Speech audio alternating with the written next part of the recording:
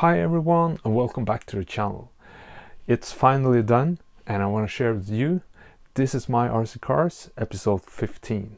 This time I'm gonna have a look on my Tamiya TRF801XT. I just think this car is absolutely awesome. It's stunning, and the paint scheme I got painted on this one is inspired by the Tamiya driver Satoshi Miyazumi.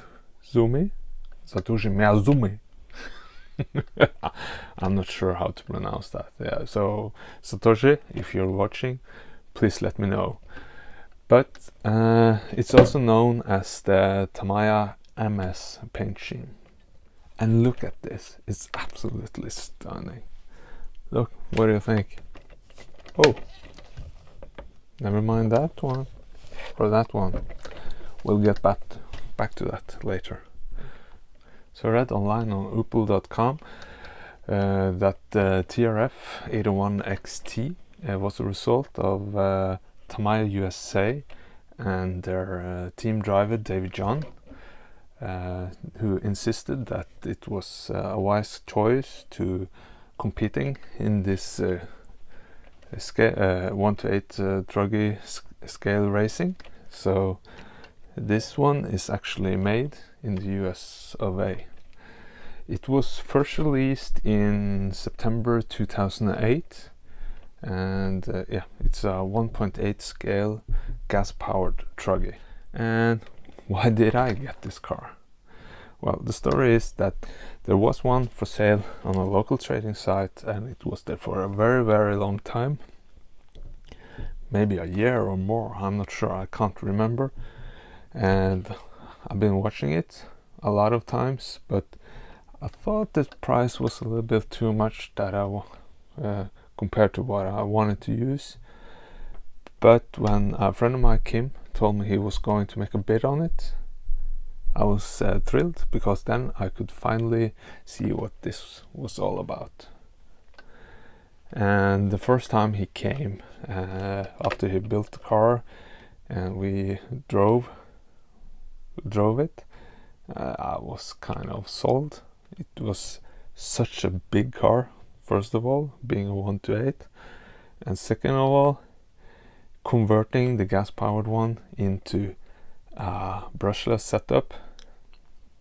That was something I could like. So after the second time Kim came and we did a speed run of his car, and you can see the video of it, I'll make a link up below, when he actually managed to drive 96 kilometers per hour on the car, I was sold. I just had to get a car as well. And this car, well, they're not super rare yet, but they're kind of hard to get hold on. But there was one for sale again at a local trading site, which was finished build and with a controller, and it has engine, a gas powered engine. But I don't know, maybe it was too expensive, or well, it was a little bit expensive because I didn't buy it. And so I just contacted the seller, and since the ad had ended, I asked him if he would take an offer, and he did, and here it is.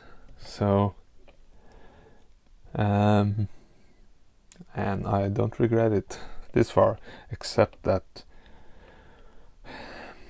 it's quite expensive to get everything you want with converting it into a brushless. But of course you don't have to make it expensive, but me being all crazy about wanting to have a fast one, I didn't save on anything. So, but enough said, let's bring the camera over and have a look on this epic car. Just look at this car. It's awesome. see.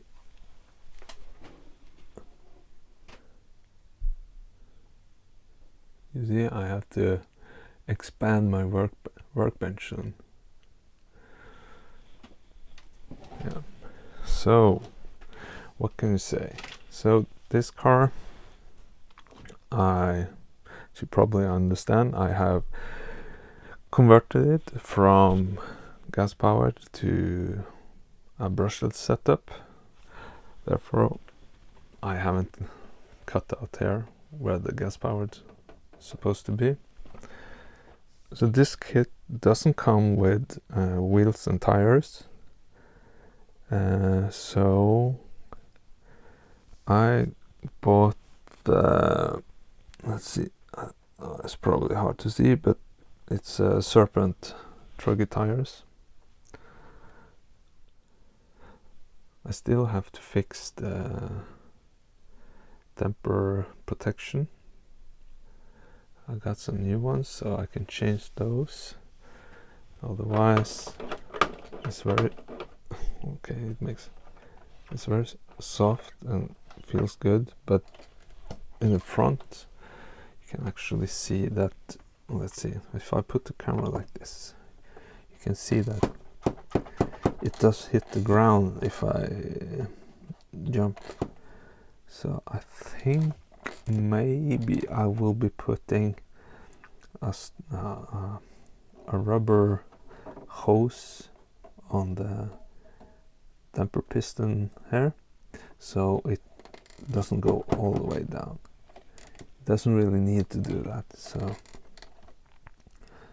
I saved the chassis. It already is got some scratches there. So okay, let's just take this right away. As you can see here, this is this is probably the most expensive body I have, because at the time I wanted to buy this one, a new body for this one. They weren't available in normal places. I had to go to a shop where I didn't understand the language, so I had to use a shipping service who bought the body from me and sent it over to me, and the shipping was crazy expensive because of the size of the body. And yeah, and I got it custom painted by a painter who's located in Norway, in Holmestrand, I think it is, and just stunning. So I had to ship it to him. He did the job and I got to ship it back. So yeah, so it just cost me a lot of money, and I think it's absolutely worth it because it looks so good. But I took it out for a spin. I just wanted to try the car a little bit more, and look what happened. Yeah, and there, hard to see, but it's almost whole in the body. So what happens, if you have a look on this video here, you can see the first time it flipped over and hit the roof, and it wasn't too bad. I could live with that. Well, the second time it flipped over, I don't have a movie for it, but it flipped over and it actually kind of went upside down on the tarmac, and it slid for about like 50 meters, and I was just like, oh my god, no, stop, and it never seemed to stop. And remember, this happened while I was driving flat out, full power on this car. So I lifted up and flipped around. So I'm just wondering if I need some more weight on the front if I want to go fast on this one. So I'm not sure, maybe I need it, but it certainly did flip, and yeah. But enough of that, let's take off the body and have a look underneath. And here it is. What do you say? Here's where the magic happens. So on the standard one, you have the gas-powered engine on this side, connecting to the middle spur, and you have the fuel tank over here. You have a steering servo, and you have a carbon fiber plate going over here, where you have the second servo for the throttle, and you will have some brakes, caliper, brake pads and brake, I'm not sure what do you call it, but brakes on that side and on that side, and on this side you will have a receiver box and battery box.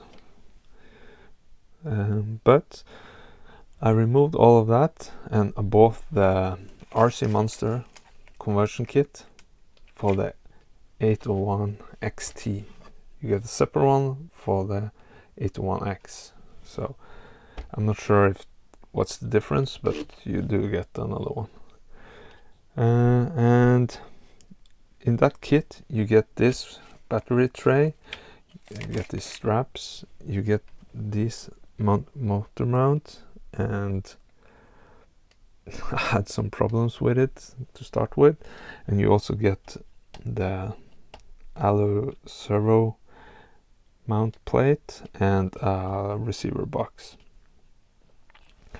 So when mounting up this, the first thing I noticed was that the middle spur gear here, or diff or what you call it, had an enormous amount of movement in it, and I was really kind of not annoyed, but I was anxious about how will that affect the car. But when I mounted it all up, it just stopped, so now it's no movement here, so that was good. The second problem I had was when I was going to mount the pinion on the motor, because as you see here, it's quite hard to see, but that's the place you screw the motor fast, mount the motor to the motor mount, and I thought I had to have this one the other way around, because there was no way I could be able to fit it into the motor, because there was two things. How do I get to the little screw on the pinion? And the second one was the motor didn't have this square, what do you call it? I'm not sure. At least it didn't have this flat area all the way in. So I tried a lot of different things, but when I feel a little bit stupid, but when I found this slice, it was no problem anymore, because then I could screw it on. But I also had to make the flat area longer on the axle, so I just took a what do you call it, I grinded it so it was flat a little longer, and now it's perfect. Okay, so the choice of electronics. I'm not so sure that this is the right setup for this car, because okay, do I want to go fast, or do I want to bash it around on a track and have fun? So the thing is, I bought this TP motor because I wanted it to go fast, and I wanted the motor with the most kV for 6S LiPo setup. So I got this one, and it's 3770 kVs. So yeah, it got some punch. It's a TP 4040 CM. So to this one, I looked at the Hobbywing-esque, and I got the Max 6 because it was a 6 cell lipo or less. I think it's max 6L. But what I didn't look into was how many kVs it can take. And to my understanding, this one can only take up to 1500 kVs on 6L. And this is more than double than that. So what I noticed when I ruined the body and took it for a spin was that it actually gets pretty hot here. So there are some things I can do. I got a tip from Steve Mack on what ESC I could buy, the Mamba Castle 8 something. It should handle it. Or I can choose to go down on the engine. But I really don't want to go down below 2000 kV, so I'm not sure what to do. But for now, I'm just gonna drive it like this and hope it doesn't catch on fire. Because then the body is gonna be even more destroyed. And what other things? Yeah, I also bought this hopper part. Usually this is just plastic, so I wanted to have some more blue bling, so I bought that one. And what else I also bought? It's quite hard to see, but the spur gear in the middle here is actually a lightened version, so it's got more holes in it. Other than that, this one is pretty standard. You got some blue blings. You can, of course, you can buy this uprights, is it? You can buy those in aluminium, and yeah, and I think you can buy these aluminium ones in blue from the 801X. I think they will fit, so you can get this one in blue if you want to. So, but they are quite expensive, so I'm not sure I'm gonna do that. Yeah, other than that, I haven't done that much. What I need to do is change the steering servo because it's not working as good as it should both ways. So even though it got kind of good, yeah, you can see how the wheels lay down on the full turnout. Pretty cool.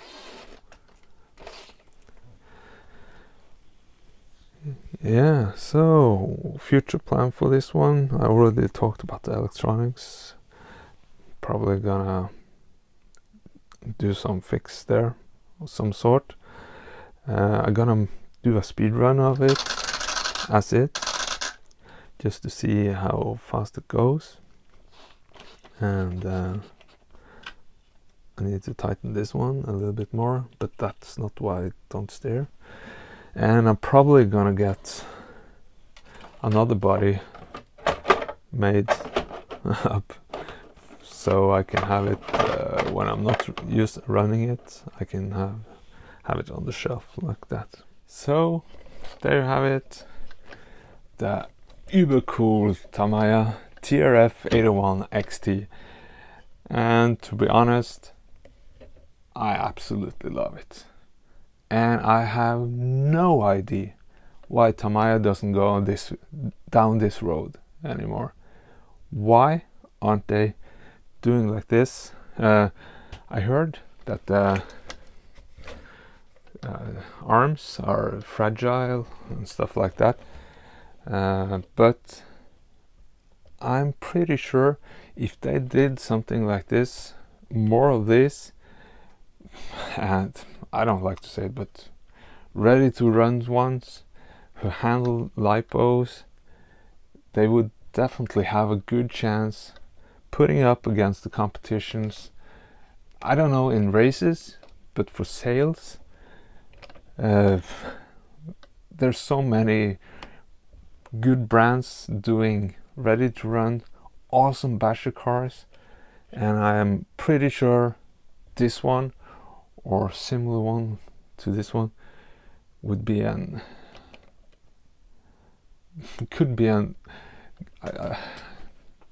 pretty sure basher cars like this one or other ones would be a success. But I kind of also think this one proved that it wasn't a success, but I think it's got to do with the gas-powered engine, and it was in 2008 and we're in 2021 now, so a lot of time had passed by, and in that time the RC market for ready-to-run cars have grown. It have definitely increased from China, pumping up all kind of sorts of car. And so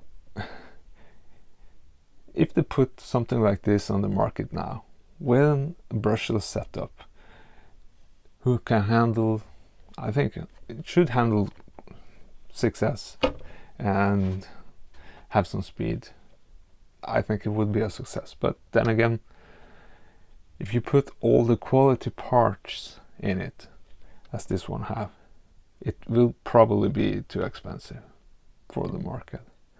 So they probably need to consider the parts they would use. But come on, Tamiya, you need to go down this road. I think you need to get this 1:8 scale up and running again. Some bigger cars.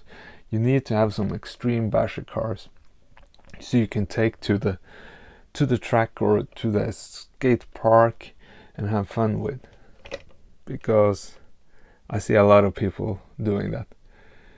Am I going to take this one to the skate park? No. Probably probably I do just a little bit for going there and have some fun, but I'm not going to do the crazy stuff with this one because it's too old. It's not that easy to get hold of the parts, so I'm not going to do that. And when it comes to converting this one to the electric one, a lot of people say that I actually ruined the car. I would say no, I didn't ruin the car. I actually saved this car. I made it updated with a brushless system and taking it into this century. So yeah, there you have it. Would I recommend the conversion kit for RC Monsters? Well, when I started with it, no, I wouldn't recommend it. But now that I know how it works, yeah, definitely. Just go out there and get it and convert your TRF801XT. So, for you who haven't subscribed yet and want to see more of this car, you should hit the subscribe button and the notification bell, because there will be coming out more videos of this one. Hopefully I will very soon be able to do a speed run with it. I really want to see what kind of speed I can expect from this one, and hopefully it won't catch on fire, and and hopefully I'll save the body. But I got an extra one, the one I used so many hours on trying to remove the paint, and it turned out it just destroyed the body. It turned all white and fragile, so I painted it blue again. But I can use this one for bashing. But why should I when I have this one and it's already kind of destroyed? So yeah, so that's it for this one.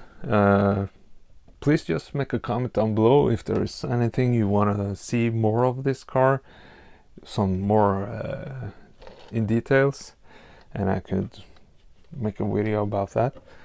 And until then, just take care, have fun, and I'll see you in the next one.